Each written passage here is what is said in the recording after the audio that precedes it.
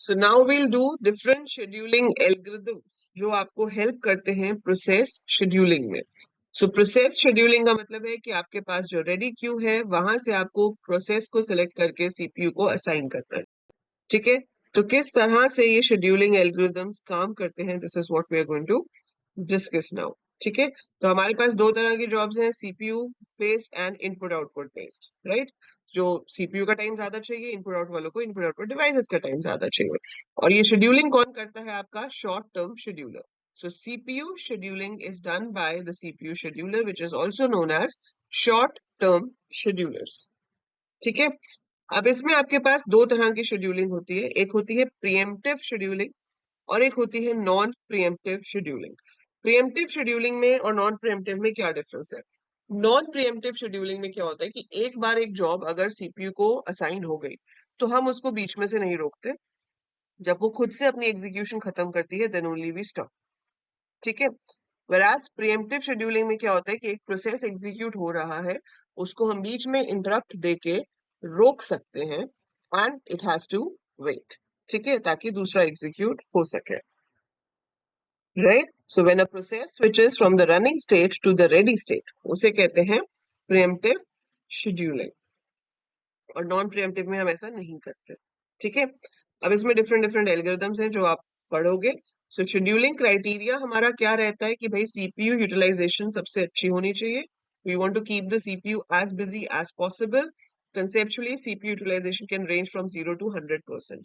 Real systems में सिर्फ 40% होती है और जो बहुत ज्यादा काम कर रहे होते हैं उसमें 90% तक भी जाती है. आप अपना टास्क बार पे जाकर देख सकते हो कि आपके सीपीयू यूटिलाइजेशन कितनी हो रही है. थ्रूपुट होता है कि एक पर्टिकुलर टाइम में कितनी जॉब्स एग्जीक्यूट हो पा रही हैं. So if the CPU is busy executing processes then work is being done. One measure of work is the number of processes that are completed per time limit called throughput. जितना ज्यादा throughput होगा उतना ज्यादा अच्छा है. Turn around time, एक particular job को complete होने में कितना टाइम लगता है, that is called turn around time. Then you have waiting time. एक जॉब को कितनी देर रेडी क्यू में रहना पड़ा from the point of submission to the point of completion. जब वो सबमिट हुआ था एग्जीक्यूट होने के लिए और जब वो कंप्लीट हुआ उसके बीच में कितनी देर उसको रहना पड़ा वहां पे, that is waiting time. Response time होता है कि इंटरैक्टिव सिस्टम है, तो आपने जब एक जॉब को सबमिट किया एग्जीक्यूट होने के लिए कब पहली बार उससे कोई रिस्पॉन्स आया, तो from the point of submission to the point we got the first response, that is response time. ठीक है, शेड्यूलिंग एल्गोरिदम्स आते हैं. तो पहला शेड्यूलिंग एल्गोरिदम है हमारे पास which is said to be first come first serve scheduling. सबसे इजी, सबसे basic. It's an example of queue कि जो सबसे पहले आया उसको पहले एग्जीक्यूट कर दो, फिर उसके बाद वाला, उसके बाद वाला. जैसे इन्होंने एग्जांपल दिया है कि हमारे पास तीन प्रोसेस हैं, P1 P2 P3. P1 का बर्स्ट टाइम है 24. बर्स्ट टाइम मतलब जितना टाइम उसको सीपीयू में चाहिए. फिर 3, फिर 3. अब देखो, इसमें सबसे ज्यादा टाइम P1 को चाहिए, तो यहाँ तो फर्स्ट कम फर्स्ट सर्व है, तो असाइन कैसे होगा? पहले आपका P1 जाएगा, तो ये 24 सेकेंड्स मान के चल लो आप, तो ये 24 सेकेंड्स ले रहा है. जबकि P2 और P3 को सिर्फ 3-3 सेकेंड्स चाहिए थे, पर उनकी टर्न बाद में ही आएगी क्योंकि जो एल्गोरिथम है वो FCFS है, फर्स्ट कम फर्स्ट सर्व. ये जो चार्ट है जो टाइमिंग दिखाता है इसको हम गैंट चार्ट कहते हैं. ठीक है, सो आपने 0 से शुरू किया, 24 तक तो P1 को ही लग गया. 24 से 3 चाहिए थे P2 को, सो 24 से 27 तक आपका P2 हुआ. फिर 3 चाहिए थे तो 27 से 30 तक आपका P3 हुआ. So the waiting time is 0 milliseconds for process P1, 24 milliseconds for process P2 and 27 milliseconds for process P3. क्योंकि इसको तो वेट करना ही नहीं पड़ा, इसको तो आते ही मिल गया, तो इसका वेटिंग टाइम क्या हो गया? 0. P2 को प्रोसेसर कब मिला? 24 पे. P3 को प्रोसेसर कब मिला? 27 पे. तो इसका एवरेज वेटिंग टाइम कैसे निकालेंगे हम? 0 + 24 + 27/3 which comes to be 17 milliseconds, है ना? तो इसको कितना लगा? 17 milliseconds. बट ऐसे सोचो कि अगर मैंने पहले P2 को असाइन कर दिया होता तो ये 3 milliseconds में खत्म हो जाता. फिर P3 असाइन किया होता तो वो अगले 3 milliseconds में खत्म हो जाता. और फिर P1 में असाइन करती तो वो लगता तो उसको 24, लेकिन वो बाद में हो रहा. तो इसमें वेटिंग टाइम P2 का कितना होता? 0. P1 का कितना है? 6. P3 का कितना है? 3. So this is 6 + 0 + 3/3, 3. तो कहाँ उसको 17 मिली सेकेंड ऑन एवरेज वेट करना पड़ रहा है, कहाँ सिर्फ 3 मिली सेकेंड ऑन एवरेज वेट करना पड़ रहा है, तो कौन सा बेटर है? ऑब्वियसली सेकंड वाला, है ना? सो कौन सा बेटर है? ऑब्वियसली सेकंड वाला। तो ये जो अप्रोच है सेकंड वाली, उसे कहते हैं SJF, शॉर्टेस्ट जॉब फर्स्ट। जो सबसे छोटी जॉब है उसको पहले एग्जीक्यूट करो, उसके बाद उससे बड़ी, उसके बाद उससे बड़ी। So the second algorithm is shortest job first scheduling. ठीक है, सो वेटिंग टाइम आपका कम होना चाहिए, so we go for shortest job first scheduling. उसके अंदर क्या होगा, जैसे अब ये प्रोसेसेस दिए ऊपर वाले को तो हमने कर ही लिया, अब ये वाले प्रोसेसेस दिए हुए P1 P2 P3 P4, सबसे कम टाइम किसको चाहिए? इसको। तो सबसे पहले P4 एग्जीक्यूट होगा, सो 0 से शुरू हुआ, इसका वेटिंग टाइम हो गया 0। फिर उसके बाद है हमारे पास 6, P1 एग्जीक्यूट होगा, सो P1 का वेटिंग टाइम हो गया 3। फिर है आपके पास P3, उसका 7 है, सो वो एग्जीक्यूट होगा, तो इसका वेटिंग टाइम हो गया 9, और इसका वेटिंग टाइम हो गया 16। ठीक है, और अगर आप यहाँ टर्न अराउंड टाइम निकालो, सो हमने क्या कैलकुलेट किया है अभी? Waiting. So this is your waiting time. Turn around time होता है जब वो कंप्लीट होते हैं, सो P4 कंप्लीट हुआ 3 पे, तो उसका टर्न अराउंड टाइम 3 है। P1 कंप्लीट हुआ 9 पे, सबमिट तो सब 0 पे ही हुए थे, तो टर्न अराउंड टाइम होता है time taken from the submission to the completion. ठीक है, सो इसका हो गया 9। फिर P3 का है 16 और P2 का है 24। ठीक है, सो यहाँ पर आपका दिखाया, अब उसने एवरेज वेटिंग टाइम आ रहा है 7 मिली सेकेंड्स। ठीक है, ऐसे ही आप एवरेज टर्न अराउंड टाइम भी निकाल सकते हो। अगर इसको भी आप FCFS शेड्यूलिंग से करते, तो if we were using the FCFS scheduling, तो 10.25 मिली सेकेंड्स लगते हैं। ठीक है, सो यहाँ पर हमने देखा कि हमें शॉर्टेस्ट जॉब फर्स्ट में ज्यादा बेटर रिजल्ट मिल रहे हैं। फाइन, सो ये इन्होंने एक और एग्जांपल दिया आपको, इसमें अराइवल टाइम डिफरेंट है, देखो। If the process arrives at the ready queue at the times shown and need the indicated burst time, then the resulting preemptive SJF schedule is depicted in the following Gantt chart. देखो, ये 0 पे आया, तो जब हम 0 पे शुरू कर रहे हैं, तो हमारे पास है ही एक जॉब, हमारे पास ऑप्शन ही नहीं है ना एट 0। एट 0 मेरे पास सिर्फ P1 ही है, तो मुझे P1 ही अलॉट करना पड़ेगा CPU को, तो मैंने P1 को अलॉट कर दिया। अभी वो एक ही सेकेंड एग्जीक्यूट हुआ था कि P2 आ गया 1 पे, है ना?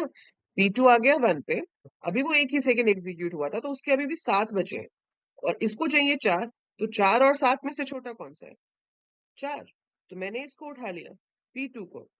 अब 2 पे P3 आ गया, जब 2 पे P3 आया तो इसके 3 बचे हुए हैं और इसके 9 है, तो अभी भी छोटा आपका P2 ही है, सो लेट इट कंटिन्यू।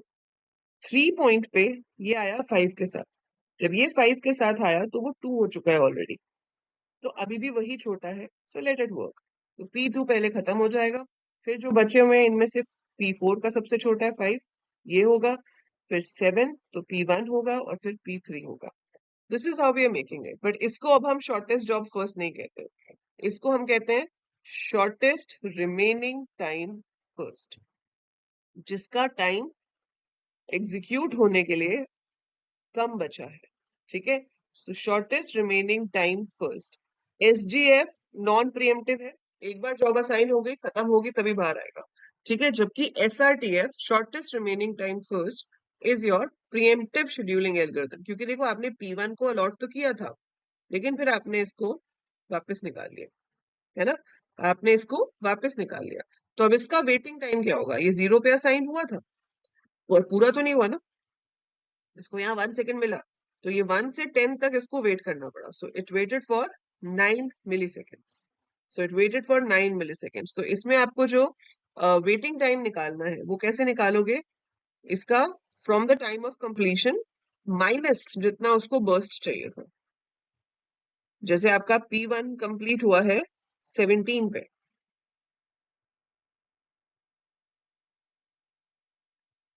नहीं असाइन हुआ है 10 पे, अराइव हुआ था 0 पे, so the average waiting time for this example is this.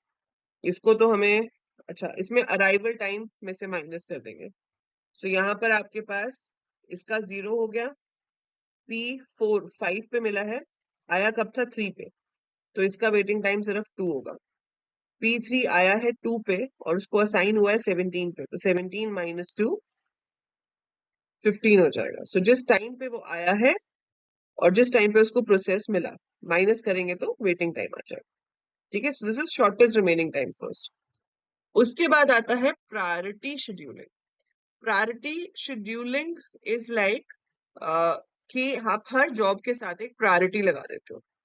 ठीक है, जिसकी प्रायोरिटी ज्यादा है वो जॉब पहले एग्जीक्यूट होगी, जिसकी प्रायोरिटी कम है वो बाद में एग्जीक्यूट होगी। जैसे ये एग्जांपल देखो, प्रोसेस दिया हुआ है, बर्स्ट टाइम दिया हुआ है, प्रायोरिटी दी हुई है। इसकी प्रायोरिटी 1 मान लो हम हाईएस्ट है, तो ये हाईएस्ट प्रायोरिटी वाला हो गया, तो P2 पहले एग्जीक्यूट होगा, फिर 2 प्रायोरिटी वाला P5, फिर 3 प्रायोरिटी वाला। चाहे उसका बर्स्ट टाइम ज्यादा है लेकिन हम उसको पहले एग्जीक्यूट करेंगे क्योंकि उसकी प्रायोरिटी भी ज्यादा है। फिर आपका 4 वाला दैट इज P3, और फिर 5 प्रायोरिटी वाला which is P4। So 1 is considered as highest priority. इसमें भी दो वर्जन हैं। एक आपके पास हो गया ये वाला जो हमने अभी देखा, नॉन प्रिएम्प्टिव, कि सब एक ही साथ आए हैं, एक ही साथ सबकी प्रायोरिटी है, तो आप इसको ऐसे एग्जीक्यूट कर सकते हो and then you can calculate the average waiting time and all. ठीक है, अब क्या आता है इसमें, जब आपके पास प्रिएम्प्टिव आ जाता है, ये तो नॉन प्रिएम्प्टिव था। प्रिएम्प्टिव में क्या हो जाएगा कि आपके पास अगर कोई हाई प्रायोरिटी की जॉब आएगी, तो जो पहले एग्जीक्यूट हो रही है उसको रोक कर हम उसकी जगह पर हाई प्रायोरिटी को एग्जीक्यूट करेंगे, है ना। तो हम जो करंट एग्जीक्यूट हो रही है उसको रोक कर हाई प्रायोरिटी जॉब को पहले एग्जीक्यूट करेंगे। तो उस केस में हमारे पास एक सिचुएशन आ सकती है जिसे कहते हैं स्टारवेशन या फिर इनडेफिनेट ब्लॉकिंग, क्योंकि आपकी जॉब की प्रायोरिटी कम है लेकिन उससे ज्यादा वाली आए जा रही है, आए जा रही है, आए जा रही है, रुक ही नहीं रही है और आने से, तो आपको तो कभी चांस मिलेगा ही नहीं। सो अ preemptive priority scheduling algorithm will preempt the CPU if the priority of the newly arrived process is higher than the priority of the currently running process। ठीक है, सो इसमें क्या होगा, आपके पास स्टारवेशन जैसी प्रॉब्लम आ सकती है कि भाई न्यू जॉब्स आ रही है और उसकी प्रायोरिटी ज्यादा है, तो जो एग्जीक्यूट हो रही है उसको रोक देगा बार बार और वो कभी खत्म ही नहीं हो पाएगी। फाइन, सो ये होता है priority scheduling. Then you have round robin scheduling. Round robin is your time sharing, कि इसमें एक टाइम दे देते हैं और वो टाइम जो है आपका उसके अकॉर्डिंगली आपके प्रोसेसेस में जंप होता रहता है। जैसे ये प्रोसेस 3 है मेरे पास, P1 P2 P3, burst time है 2433, इसमें आपको टाइम क्वांटम दिया जाता है। यहाँ पर हमें टाइम क्वांटम दिया गया है 4।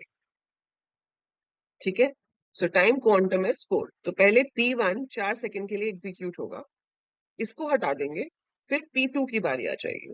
अब उसको मिलने तो 4 सेकंड है पर वो तो 3 में ही कंप्लीट हो रहा है। सिंस वो 3 में ही कंप्लीट हो रहा है तो वो 7 पे कंप्लीट हो गया।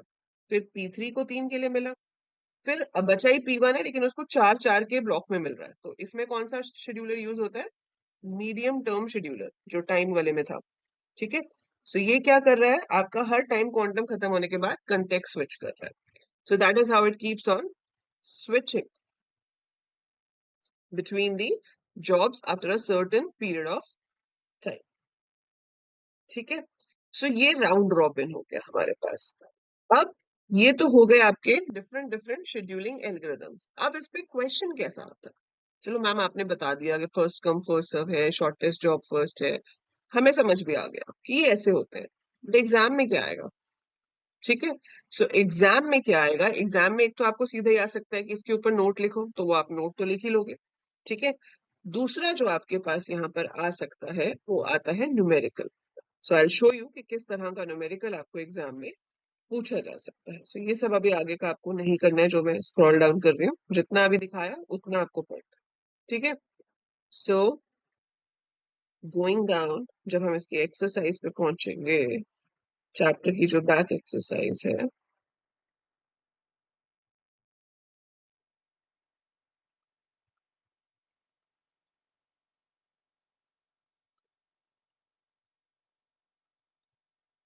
सो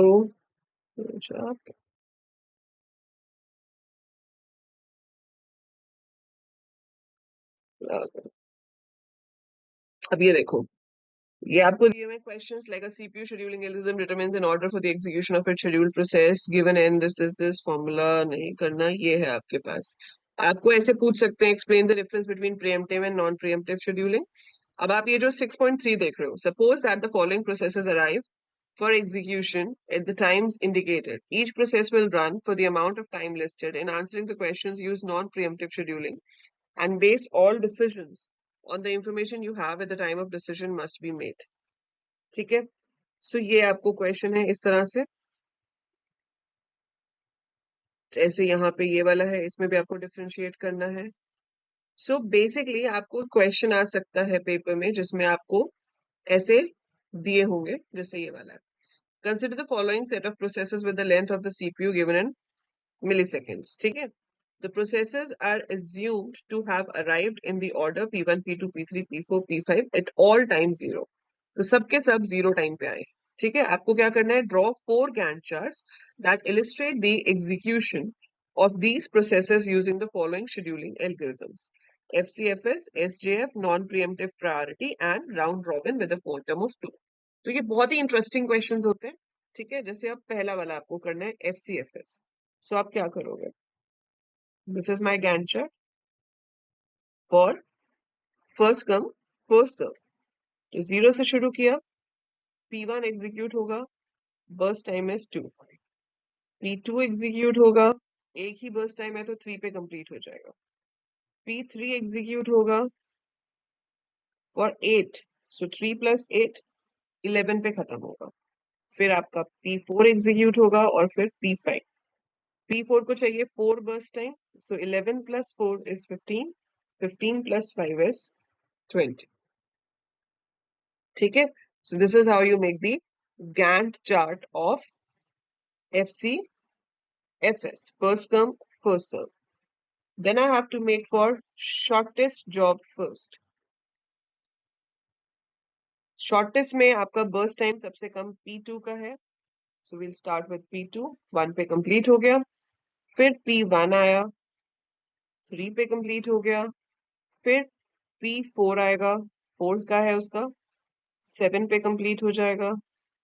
P5 आएगा, 12 पे कंप्लीट हो जाएगा। और फिर P3 आएगा, 20 पे कंप्लीट हो जाएगा। So that is shortest job first. ठीक है, इसके बाद है आपका priority. So if I make priority, तो इसमें प्रायोरिटी के अकॉर्डिंगली एग्जीक्यूट करना है। तो सबसे ज्यादा प्रायोरिटी है P2 की, तो P2 1 सेकेंड पे खत्म हो गया। फिर प्रायोरिटी 2 की है ना। So a larger priority number implies a higher, अच्छा नहीं इसमें उल्टा है, a larger priority number implies a higher priority.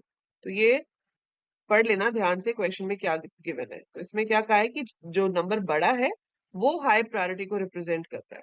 सो इसमें 4 सबसे बड़ा है, तो P3 सबसे पहले एग्जीक्यूट होगा 8 सेकेंड्स के लिए। ठीक है, फिर आपका आएगा P5 5 के लिए, तो 8 प्लस 5 13। अब फिर आया 2, अब 2 का है, तो जो जिस ऑर्डर में आया है फिर उस ऑर्डर में चलता है। तो पहले P1 होगा, फिर P4 होगा और आखिरकार आपका P2 होगा।